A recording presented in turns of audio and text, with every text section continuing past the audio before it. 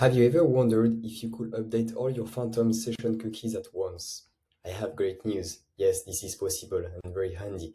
You may want to update your cookies because your session has expired, because you have been logged out on LinkedIn, or because you want to use the session of one of your colleagues.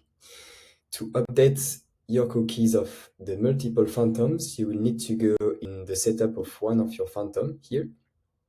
Then you will click on Connect to LinkedIn. You will have to click on the drop down and to select the account you want the new cookies from.